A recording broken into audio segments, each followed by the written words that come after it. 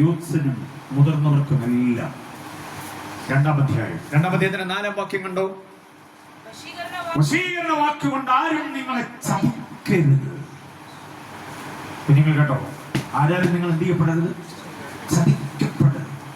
പെണ്ണാണിനെയും ആണ് പെണ്ണിനെയും ചതിക്കരുത്. സഹോദരങ്ങൾ ചതിക്കരുത്. പരസ്പരം ചതിക്കാൻ പാടില്ല.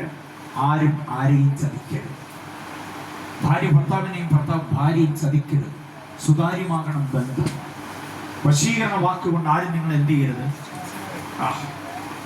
വശീകരണ വാക്കുകളിൽപ്പെട്ട് ചതിവിലായി പോയി എത്ര പേരുണ്ടെന്നറിയാം. പേന കിട്ടി പുസ്തകത്തിലെ വാക്യങ്ങൾ അടയാളപ്പെടുത്തിക്കുമനെ. തൊണ്ടുപേപ്പറൊക്കെ ഉണ്ടായിരുന്നല്ലേ? പേനയിലൊക്കെ എഴുതാതിരുന്നാണ്. ഏത് സുവിശേഷ യോഗത്തിന് പോയാലും കുഞ്ഞുങ്ങളൊക്കെ ഒരു ചെറിയ നോട്ട്ബുക്ക്, സ്പൈറൽ പാണിന്റെ ബുക്കൊക്കെ കിട്ടും. ബുക്ക് ഉണ്ടാകണം നിങ്ങൾക്ക് സ്കൂളിൽ പോകുമ്പോൾ. നിങ്ങളുടെ സഹായത്തിന് ഒരു വർഷം എത്ര ഞായറാഴ്ച ഉണ്ട്? ഒരു വർഷം എത്ര ഞായറാഴ്ച ഉണ്ട്? 52 ഞായറാഴ്ച. 52 സങ്കീർത്തനം പ്രബോധിപ്പിക്കും. 52 പാസങ്ങളിൽ നിന്ന് കിട്ടും. അതിൻ്റെ രേഖ നിങ്ങളിൽ ഉണ്ടാകും. ഡേറ്റ് ഇട്ട് നിങ്ങൾ പ്രസംഗക്കുറിപ്പ് എഴുതി പഠിക്കണം. അങ്ങനെ വരുമ്പോഴേ കർത്താവ് നിങ്ങളെ മാനിക്കത്തുള്ളൂ. കർത്താവിന് വേണ്ടി പ്രയോജനപ്പെടണമെങ്കിൽ ഓരോ പ്രസംഗങ്ങളെയും എന്തോ ചെയ്യണം? ഓർത്തിരിക്കണം. അതിനായി എഴുതണമെന്ന് ഞാൻ കൂടെ പറയുന്നു. ഗുഡ്. 1-ാമത്തെ മുന്നറിയിപ്പ് കേട്ടോ, വശീകരണ വാക്കുകൊണ്ട് ആരും നിങ്ങൾ എന്ത് ചെയ്യരുത്? വാസപ്രാർത്ഥന കഴിഞ്ഞ് കരുത്ത് പ്രാപിച്ച് എഴുന്നേൽക്കുക. നാളെ ആരെങ്കിലും എന്തെങ്കിലും പറഞ്ഞാൽ അതിൻ്റെ മുമ്പിലോട്ട് അടപടലെ വീഴരുത്. വാട്സപ്പിൽ ഒരു ഗുഡ് മോർണിംഗ് കിട്ടിയാൽ മതി. അയ്യോ, എനിക്ക് ഗുഡ് മോർണിംഗ് അയച്ചു, ഗുഡ് നൈറ്റ്, കഴിച്ചോ, കുടിച്ചോ, ഉടുത്തോ. വിവരം കെട്ട ഞരമ്പ് രോഗികൾക്ക് ഇത് തന്നെ പണി. ബോധം വിവരമില്ലാത്ത ചില ആമ്പിള്ളേരുണ്ട്. അവർക്ക് ആകെ അറിയാവുന്ന ഒരേ ഒരു ഇംഗ്ലീഷ് വാചകമാണ് ഐ ലവ് യു. ഈ ഐ ലവ് യു കേൾക്കാനിരിക്കുക അവൻ്റെ മുമ്പിലോട്ട് അടപടലെ വീഴുക. അമ്മയെ മറന്ന് അപ്പനെ മറന്ന് വീട് വിട്ട് ഇറങ്ങിപ്പോകുന്ന പെമ്പിള്ളേർ ആരോ പറഞ്ഞു ഐ ലവ് യു. അതിൻ്റെ പുറകെ ഇറങ്ങിപ്പോകുന്ന ആമ്പിള്ളേർ അവൻ്റെ വീടിൻ്റെ ഉത്തരവാദിത്വം മറന്നാണ് പുതിയൊരു ബന്ധം സ്ഥാപിക്കുന്നത്. ഈ ഐ ലവ് യു എന്ന് പറഞ്ഞവനെ കൊണ്ട് അതിന് എഴുതി തരാൻ പറഞ്ഞാൽ അതിൻ്റെ സ്പെല്ലിംഗ് അവനറിയില്ല. അതുപോലെ വിവരം കെട്ടവൻ ഇങ്ങനെ ഒത്തിരി പേരുണ്ട്. മനസ്സിലായില്ലേ? പിള്ളേരെ വഴിയാധാരമാക്കാൻ ശ്രമിക്കുന്നത്. ഇവൻ്റെ കൂടെ ഇറങ്ങിയ വല്ലതും ഉണ്ടോ? ഇവൻ്റെ കയ്യിൽ വല്ലതും ഉണ്ടോ? അവനിന്ന് മുടി വെട്ടുന്ന അപ്പൻ്റെ പോകരുന്ന് പൈസ എടുത്താണ്. അവൻ ആ ഒരു പ്രപഞ്ചനെ പോറ്റാൻ വേണ്ടി അവളെ വിളിച്ചിറക്കിക്കൊണ്ട് വരുന്നത്. ഗതികേടെന്ന് പറയാൻ വളരെ ദയനീയമായ അവസ്ഥയാണ് ഇന്നത്തെ നമ്മുടെ തലമുറയിൽ സംഭവിക്കുക. അതുകൊണ്ട് കുഞ്ഞുങ്ങളെ ഇരുത്തി ഞാൻ പറയുന്നത്, ആരും നിങ്ങളെ വശീകരിക്കരുത്. ആരും നിങ്ങളെ എന്തോ ചെയ്യരുത്? ചതിക്കരുത്. നിങ്ങളുടെ ശരീരം ദൈവത്തിന്റെ മന്ദിരമാണ്. നിങ്ങളുടെ ശരീരം സഭയ്ക്ക് വേണ്ടുന്നതാണ്. നിങ്ങളുടെ ശരീരം കർത്താവിന് വേണ്ടുന്നതാണ്. ഓരവിഹിതമായ സ്പർശനങ്ങളും നിങ്ങളുടെ ശരീരവുമായി ബന്ധപ്പെട്ടുണ്ടാകരുത്. പവിത്രമായി കാത്തോണം, പരിപാവനമായി കാത്തോണം. നിങ്ങളുടെ മമ്മി നിങ്ങൾക്ക് എത്രമാത്രം വേദനപ്പെട്ട് കരയുന്നു എന്നുള്ളത് മറന്നു പോകരുത്. നിങ്ങളുടെ അപ്പൻ എത്രമാത്രം ഉത്സാഹത്തോടെ നിങ്ങൾക്ക് വേണ്ടി നിൽക്കുന്നു എന്ന് മറന്നു പോകരുത്. അതുകൊണ്ടാണ് ഈ മുന്നറിയിപ്പ് കനത്തതാണ്. ആരും നിങ്ങളെ എന്തോ ചെയ്യരുത്? ചതിക്കരുത്. എന്തുകൊണ്ട് ചതിക്കരുത്? വശീകരണ വാക്ക്. മാർക്കറ്റ് ഏജൻസികളൊക്കെ വന്ന് എന്തെല്ലാം വാചകോടിയാണ് നടത്തുന്നറിയോ? അതിനകത്ത് നമ്മളങ്ങ് വീണ് പോകും. അവസാനം വാങ്ങിച്ച് വെച്ച് അവരുടെ വിദഗ്ധമായ വാചകത്തിനകത്ത് നമ്മൾ എന്തോ ചെയ്യുക? വീണ് പോകുക. നോ, ആരുടെയും വശീകരണ വാക്കിൽ പെട്ടുപോകും. നമുക്ക് ആവശ്യമുള്ളത് മാത്രം. നമുക്ക് വേണ്ടാത്തൊന്നും ആരുടെയും വശീകരണ വാക്കിനകത്ത്. ഒരു തോർത്ത് വാങ്ങിക്കാനാ ജോലിക്കടയിൽ കയറിയത്. എന്താ വാങ്ങിക്കാനാ? അവിടെ എടുത്തു കൊടുക്കാൻ നിൽക്കുന്ന സെയിൽസ് ഗേളിന്റെ വാചകവാടിയിൽ വീണിട്ട് കാഞ്ചീപുരം പട്ടുസാരി വാങ്ങിച്ചോണ്ട് ഇറങ്ങി. എന്തിനാ കയറിപ്പോയി? കുളിക്കാനൊരു സോപ്പ് വാങ്ങിക്കാൻ വേണ്ടിയാ ഷോപ്പിംഗ് മാളിൽ കയറി പോയത്. അവസാനം പെട്ടിയാട്ടോയും പിടിച്ചാ കിട്ടി വന്നു. ആവശ്യമുള്ളതും ഇല്ലാത്തതും എല്ലാം എന്തോ ചെയ്തു. ആ മാസത്തെ സാമ്പത്തിക ക്രമം മൊത്തം തെറ്റി. ആ സാരമില്ല, നമുക്ക് കൊടുത്ത് വീട്ടാന്നാണ്. ഇന്നും വിട്ടിട്ടില്ല, കടം വീട്ടി കൊടുത്തോണ്ടേ ഇരിക്കുകയാണ്. ഇതൊക്കെ വശീകരണ വാക്കിൽ സംഭവിക്കുന്ന കാര്യങ്ങൾ. നമുക്ക് ഉറപ്പ് വേണം, ഞാൻ എന്തിനാ അവിടെ കയറി ഇന്ന സാധനം വാങ്ങിക്കാൻ. അതിനപ്പുറം വേറെ എന്നാ വെച്ച് നീട്ടിയാലും നോ, വേണ്ട എന്ന് പറയാൻ കഴിയണം. അതാണ് ജീവിതത്തിന്റെ ആത്മീയതയുടെ ഒരു സ്റ്റൈൽ എന്ന് പറയുന്നത്. കർത്താവുമായിട്ടുള്ള ബന്ധത്തിന്റെ എനിക്കത് വേണം ഇത് വേണമെന്നൊന്നും ചിന്തിക്കേണ്ട കാര്യമില്ല. നമുക്ക് വേണ്ടതിന്റെ ഒരു ലിസ്റ്റുമായി മാത്രം പോകണം. അവിടെ ആരെല്ലാം വശീകരിക്കാൻ നിന്നാലും അതിനകത്തൊന്നും എന്ത് ചെയ്യരുത്? വീഴാൻ പാടില്ല. വശീകരണ വാക്കും കൊണ്ട് ആരും നിങ്ങളെ ചതിക്കരുത് എന്ന കൃത്യ മുന്നറിയിപ്പ് ബൈബിൾ തരുന്നറിയാം. അടുത്ത 8-ാം വാക്യം വായിച്ചു. തത്വജ്ഞാനവും വെറും വഞ്ചനയും കൊണ്ട് കുഞ്ഞുങ്ങളെ കേൾക്കുന്നുണ്ടോ? ആരും നിങ്ങളെ എന്തോ ചെയ്യരുത്. ഈ സഭയിൽ നിന്ന് വേറൊരു സഭയിലേക്ക് കവർന്ന് അടിച്ചു മാറ്റിക്കൊണ്ട് പോകാൻ നിൽക്കുന്നവരുണ്ടാവും.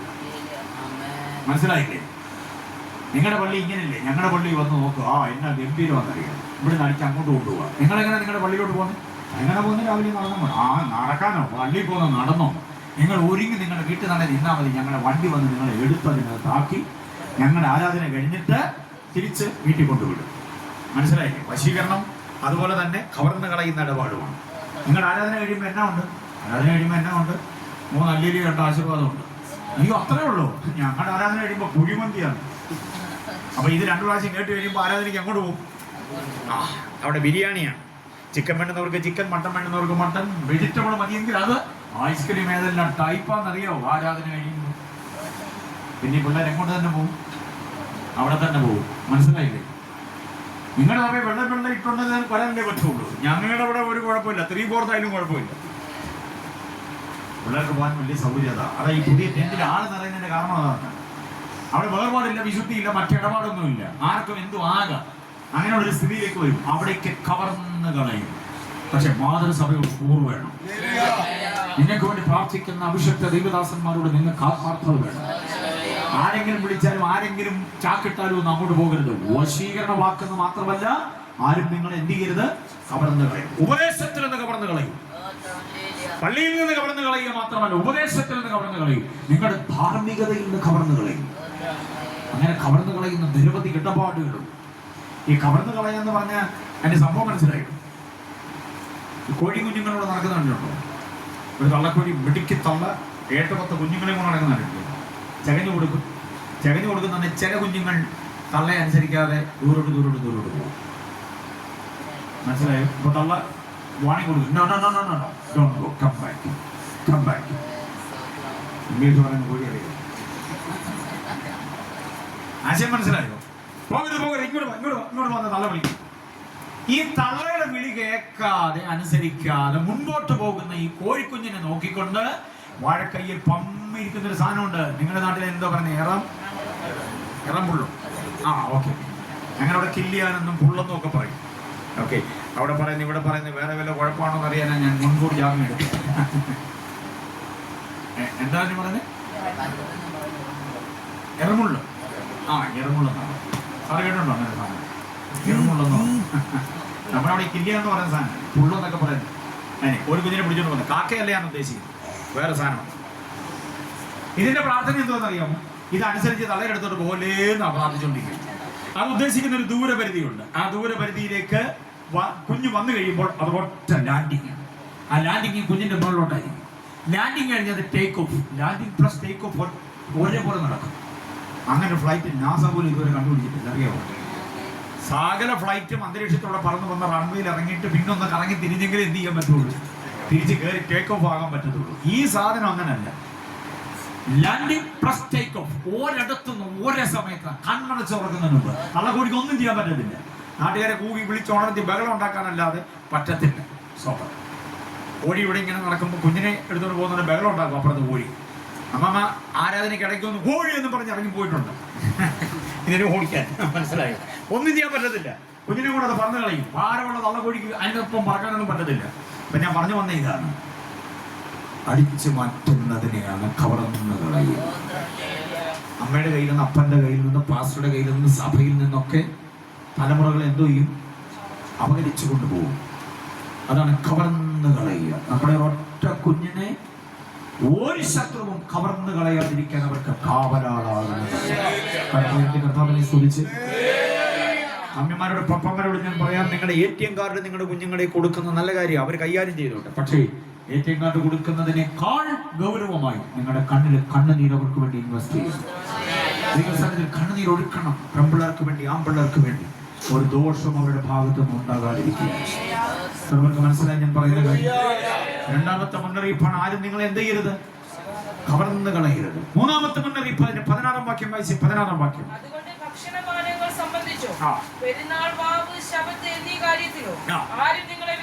മക്കളെ, വിരുത് തെറ്റിപ്പോകരുത്. ഒരു ഫിനിഷിംഗ് പോയിന്റ് ഉണ്ട്, നിങ്ങൾക്ക് ഒരു ടാർഗറ്റ് ഉണ്ട്, നിങ്ങൾ പൂരിപ്പിക്കേണ്ട ഒരു ഭാഗമുണ്ട്. 2-ന്റെ 16-ാമത്തെ വാക്യം ഇവിടെ പറയുന്നത്, ആരും എന്തോ ചെയ്യരുത്? ആരും നിങ്ങളെ വിധിക്കരുത്. അതല്ലേ പറയുന്നത് 16-ാം വാക്യം. വിധിക്കരുത്, വിധിക്കാൻ പാടില്ല. വിധി തെറ്റിക്കരുത് എന്നുള്ളത് 18-ാം വാക്യം. വിധിക്കാൻ പാടില്ല. വിധിക്കരുത് എന്ന് പറഞ്ഞാൽ എന്താ? നിങ്ങളുടെ ആത്മീകമായ നിലവാരമില്ലാത്ത ചില ഏർപ്പാടുകൾ കാണുമ്പോൾ ആരും നിങ്ങൾ എന്ത് ചെയ്യരുത്? ചോദ്യം ചെയ്യരുത്. നീ എന്നാ അതിന്റെ പള്ളി പോയില്ലേ? നിങ്ങൾ കറക്കി ഉപവാസപ്രാർത്ഥന നടക്കുക, നീ എന്താ പോകാഞ്ഞ്? നീ പോകാൻ ഇതിനെ ഇങ്ങനെ കറങ്ങി നടക്കുന്നത് എന്താന്ന് ചോദിക്കുന്നതാണ് വിധിക്കുക. ഞായറാഴ്ച 10:45 11 മണി ആകുമ്പോഴേക്ക് അവരെ കൂടെ നടക്കുകയാണെങ്കിൽ കൂട്ടുകാരൻ ചോദിക്കുക, ശശി ചോദിച്ചു, ഗോപി ചോദിച്ചു, രമണി ചോദിച്ചു, ഇന്ന് എന്നാ പോയില്ലേ? ഇന്ന് പോയില്ലെന്ന് ചോദിച്ചപ്പോഴാ വിശ്വാസി, ഇന്നെന്തോ പരിപാടി? ഇന്ന് നിങ്ങളുടെ പള്ളി യോഗമുള്ള. അയ്യോ, ഞാനതങ്ങ് മറന്നുപോയി. അപ്പൊ ഈ ജാതീയനായിരിക്കുന്ന ഗോപിക്കും ശശിക്കും ഒക്കെ അറിയാം ഈ 11 മണിയായ നേരത്തെ ഈ ജീവി ഇപ്പൊ എവിടെ ഇരിക്കേണ്ടതാണ്? പള്ളിയിൽ ഇരിക്കേണ്ടതെന്ന് അറിയാം. എന്നിട്ട് നമുക്ക് ആ ബോധം ഉണ്ടായില്ലെങ്കിൽ വഴിയിൽ വെച്ച് ചോദിക്കുന്ന ചോദ്യത്തെയാണ് എന്തോ പറയാന്ന് പറയുന്നത്? വിധിക്കുക. ഞായറാഴ്ച ആരാളുടെ കല്യാണത്തിന് വീഡിയോ കോച്ച് ബസ്സിൽ പോകുമ്പോൾ തൊട്ടടുത്തിരിക്കുന്ന യാത്രക്കാരൻ ചോദിക്കുക, ഇന്ന് പോയില്ലേ? ഇന്ന് പള്ളിയിൽ പോയില്ലേ എന്ന് ചോദിക്കുന്നതാണ് വിധിക്കുക എന്ന് പറയുന്നത്. മനസ്സിലാവുന്നുണ്ടോ ഞാൻ പറയുന്നത്? നമുക്ക് യോഗ്യമല്ലാത്ത രീതിയിൽ വസ്ത്രധാരണമോ കഴിപ്പോ കുടിപ്പോ പോക്കോ വരവോ ഒക്കെ ആണെങ്കിൽ മറ്റുള്ളവർ നമ്മളെ എന്തോ ചെയ്യും? പരിഹാസത്തോടെ ആക്ഷേപത്തോടെ ചോദിക്കുന്ന ചോദ്യത്തെയാണ് വിധിക്കുക. അല്പം കൂടെ ഇറങ്ങി ഞാൻ പറയട്ടെ. സന്ധ്യപ്രാർത്ഥന കൃത്യസമയത്ത് നടത്തിയില്ലെങ്കിലും രാവിലെ എഴുന്നേറ്റ് വരുമ്പോൾ നാട്ടുകാർ ചോദിക്കും, ഇന്നലെ എന്നാ പാട്ടൊന്നും കേട്ടില്ലല്ലോ. അതൊരു തരത്തിൽ എന്തോ ആണ്? വിധിയാണ്. ഇന്നലെ ആന്റി 10:10 കഴിഞ്ഞല്ലോ നിങ്ങളുടെ സന്ധ്യപ്രാർത്ഥനയ്ക്ക്, അതിനെ പറ്റിയെന്ന് അവർ ചോദിക്കും. കാരണം സാധാരണ എപ്പോൾ കേൾക്കുന്നതാണ്? ഒരു 7 മണിക്കോ 8 മണിക്കോ 8:30 ഒക്കെ കേൾക്കുന്നത്. ഇന്നലെ 10:30 ആയി എന്ന് പറയുമ്പോൾ നമ്മൾ വിധിക്കപ്പെടുക. അപ്പൊ നമ്മുടെ ആത്മീയ കാര്യങ്ങൾക്കെല്ലാം ഒരു എന്തോ വേണം? ചിട്ട വേണം. ആ ചിട്ട തെറ്റുമ്പോഴാണ് എന്തോ ചോദ്യം? വിധിക്കപ്പെടുന്ന ചോദ്യമുണ്ടാകും. കഴിയുന്നിടത്തോളം മമ്മിമാരെല്ലാം ശ്രദ്ധിച്ചോണം, പെൺകുഞ്ഞുങ്ങളൊക്കെ ശ്രദ്ധിച്ചോണം. വീട്ടിൽ അത്താഴം വിളമ്പുന്നത് സന്ധ്യപ്രാർത്ഥന കഴിഞ്ഞിട്ട് മതിയെന്ന് വേണം. ഉപവാസപ്രാർത്ഥന കഴിയുമ്പോൾ ഒത്തിരി മാറ്റം ഉണ്ടാകണേ വീട്ടിൽ. എപ്പോഴെങ്കിലും സന്ധ്യപ്രാർത്ഥന നടത്തുന്ന പരിപാടി നിർത്തിയിട്ട് അത്താഴം ഉണ്ണുന്നതിന് മുമ്പ്. അതാണോ നല്ലത്? അതാ നല്ലത്. അത്താഴം ഉണ്ണുന്നതിന് മുമ്പ് ഉള്ള പാട്ടും അത്താഴം ഉണ്ടതിന് ശേഷമുള്ള പാട്ടും തമ്മിൽ എന്നാ വ്യത്യാസം ഉണ്ടെന്ന് അറിയാം. ഒറ്റ പാട്ട് തന്നെ ആയിരിക്കും. യേശുമാറാത്തവൻ യേശുമാറാത്തവൻ യേശുമാറാത്തവൻ എത്ര നല്ലവൻ. അത്താഴം ഉണ്ണതിന് മുമ്പ്. അത്താഴം ഉണ്ണുന്നതിന് മുമ്പുള്ള സന്ധ്യപ്രാർത്ഥനയുടെ പാട്ടാണ്. അത്താഴം ഉണ്ട് കഴിഞ്ഞ് എരിശ്ശേരിയും പുളിശ്ശേരിയും കപ്പയും എല്ലാം കൂടെ കഴിച്ച് അമ്മമ്മ നിവാങ്കോട്ടയിലും അച്ഛൻ സൗഭാക്കമ്പട്ടയിലും പിള്ളേരെല്ലാം അവിടെ ഇവിടെ എല്ലാം ജാരിയിരുന്ന് ഏമ്പക്കം വിട്ട് പാടുക.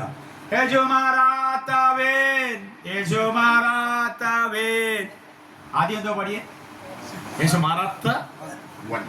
ഇപ്പൊ എന്തുമായി? വേനായി. ജീവന്റെ ഉറവിടം ക്രിസ്തുവത്രേ. അതാണ് അത്താഴം ഉണ്ടെന്നതിന് മുമ്പ്. അത്താഴം ഉണ്ട് കഴിയുമ്പം എരിശ്ശേരി ഇങ്ങനെ പുളിശ്ശേരി ഇങ്ങനെ കേറി വരുമ്പോ ജീവന്റെ ഉറവിടം. ഉറവിടമല്ല, പിന്നെ ചതഞ്ഞു പോകും പാട്ട്, അരഞ്ഞു പോകും. കീബോർഡ് വായിക്കുന്ന പുള്ളിയോട് ഏത് സ്കെയിലിൽ കിട്ടുമെന്ന് ചോദിച്ചാൽ ഒരു സ്കെയിലും കിട്ടും. അതുകൊണ്ട് സന്ധ്യപ്രാർത്ഥനയൊന്നും ഇങ്ങനെ ചതച്ചരച്ച് കളയാതെ അതിനൊരു സമയം വേണം, കൃത്യസമയം. മനസ്സിലായോ? അയൽവക്കക്കാർക്ക് ക്ലോക്ക് കറക്റ്റ് ചെയ്യാൻ പറ്റുന്നതായിരിക്കണം നമ്മുടെ പ്രാർത്ഥന.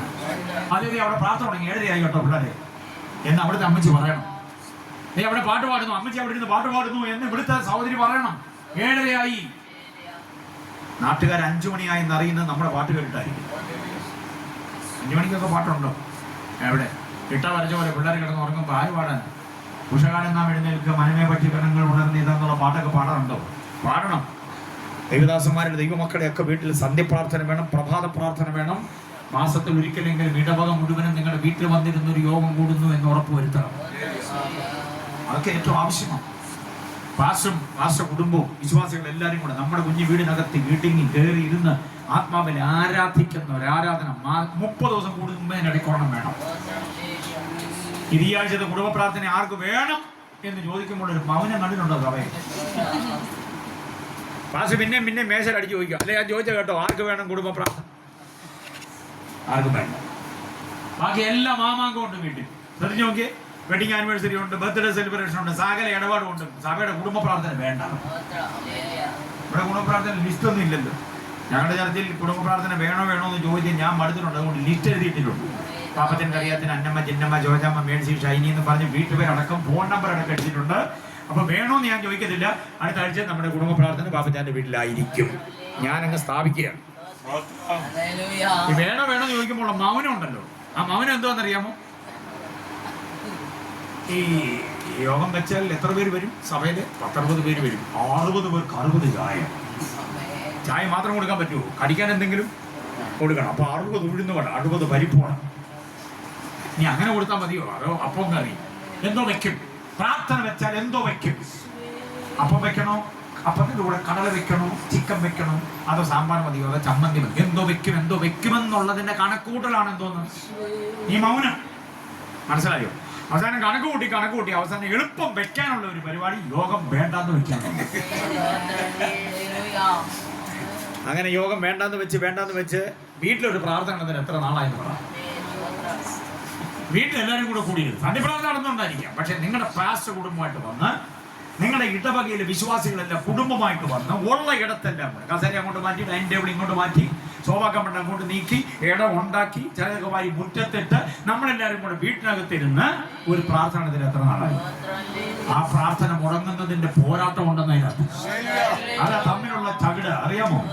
എത്ര രൂപ സമ്പാദിച്ചുകൊണ്ട് വന്നാലും പക്ഷിക്ക് ചിറക് വയ്ക്കുന്ന പോലെ അത് പറന്നു പോകുന്നതിന്റെ കാരണം നിന്റെ വീട്ടിൽ പ്രാർത്ഥന പറഞ്ഞു പോയതാ കാര്യം. നമ്മൾ മാത്രം പ്രാർത്ഥിച്ച പോരാ, കൂടി നിൽക്കുന്ന സഭയിലെ ദൈവമക്കൾ വരണം, അതിനകത്തിരുന്ന് പ്രാർത്ഥിക്കണം, ഒരുമിച്ച് പ്രാർത്ഥിക്കും. സന്ധ്യപ്രാർത്ഥന ഭയങ്കര എഫക്റ്റാ. പ്രഭാത പ്രാർത്ഥന ഭയങ്കര എഫക്റ്റാ. പ്രഭാത പ്രാർത്ഥന കുഞ്ഞുങ്ങളെല്ലാം ഉണർത്തണം. പല മുറിയിൽ കിടന്ന് ഉറങ്ങിയിട്ട് ഒരു മുറിയിൽ എല്ലാവരും കൂടെ വരണം. എന്നിട്ട് ഗ്രഹനാഥനോ ഗ്രഹനായികയോ കുഞ്ഞുങ്ങൾക്ക് വേണ്ടി ശക്തമാണ് പ്രാർത്ഥിക്കണം.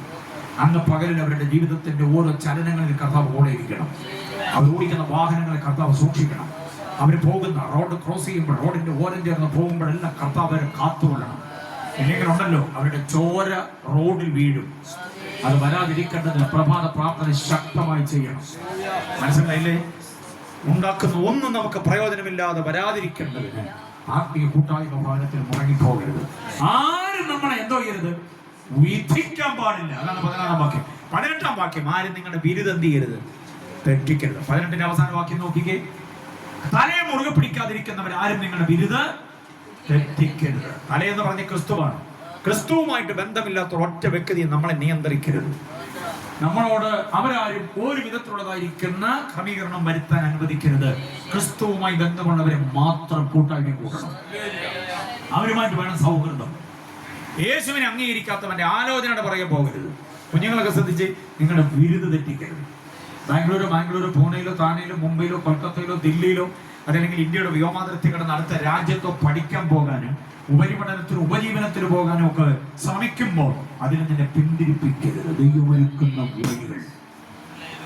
ബാംഗ്ലൂർ പഠിക്കാൻ പോയിട്ട് പഠനം പാതി അവസാനിപ്പിച്ചിട്ട് തിരിച്ച് വീട്ടിൽ വന്ന പുള്ളികളുണ്ട്. അവിടെ അഡ്മിഷൻ കിട്ടാനും അതിനുവേണ്ടി എത്ര കാശ ചെലവാക്കിയെന്നറിയാം. അതൊന്നും വിഷയമല്ലെന്ന് പറഞ്ഞ് തിരിച്ച് പെട്ടിയെടുത്ത് വീട്ടിൽ പോകുന്നവരുണ്ട്. ചെയ്ത ജോലി ഇട്ടുകളഞ്ഞിട്ട് പോകുന്നവരുണ്ട്. കുറച്ചാൾ ചെയ്തു, പിന്നെ പറ്റുന്നില്ല. എന്തിന്? വിവാഹം കഴിച്ചിട്ട് രണ്ട് വഴിക്കായി പോയവരില്ലേ? അതാണ് ബിരുദം തെറ്റിപ്പോവുക എന്നുള്ളത്. കുടുംബജീവിതത്തിന്റെ ബിരുദം എന്ത് ചെയ്യുക? തെറ്റിക്കുക. പിശാചാണ് ഇതിന്റെ പിന്നിൽ. 4 മുന്നറിയിപ്പ് കിട്ടിയോ? ഏതൊക്കെയാ 4 മുന്നറിയിപ്പ്? കൊലോസ്യ ലേഖനം 2-ാം അധ്യായം 1-ാമത് വാക്യം, ആരും നിങ്ങളെ എന്ത് ചെയ്യരുത്, ചതിക്കരുത്. കൊലോസ്യ ലേഖനം 2-ന്റെ 8-ാം വാക്യം, ആരും നിങ്ങളെ കവർന്നു കളയരുത്. കൊലോസ്യ ലേഖനം 2-ന്റെ 16-ാം വാക്യം, ആരും നിങ്ങളെ വീതിക്കരുത്. കൊലോസ്യ ലേഖനം 2-ന്റെ 18-ാം വാക്യം അവസാനം, ആരും നിങ്ങളുടെ ബിരുദം. ഈ 4 മുന്നറിയിപ്പുകൾ കുഞ്ഞുങ്ങൾക്ക് വേണ്ടിയുള്ളതാണ്. വൈകി വന്നവർ പിന്നീട് അത് പഠിച്ചോണം. കൊലോസ്യ ലേഖനം 2-ാം അധ്യായം 4-ാം വാക്യം, 8-ാം വാക്യം, 16-ാം വാക്യം, 18-ാം വാക്യം, 4 മുന്നറിയിപ്പുകൾ. ഓക്കെ, അപ്പോൾ ഈ 4 ലേഖനങ്ങളെ ഒരുമിച്ച് കണക്ട് ചെയ്യുമ്പോൾ നമുക്ക് പഠിക്കാൻ കഴിയുന്ന അനുഗ്രഹീതമായൊരു ചിന്തയാണിത്. ഇനിയും വായിച്ച കുറിവാക്യത്തിലേക്ക് വരാം. ഒടുവിൽ കർത്താവിലും അവന്റെ അമിത ബലത്തിലും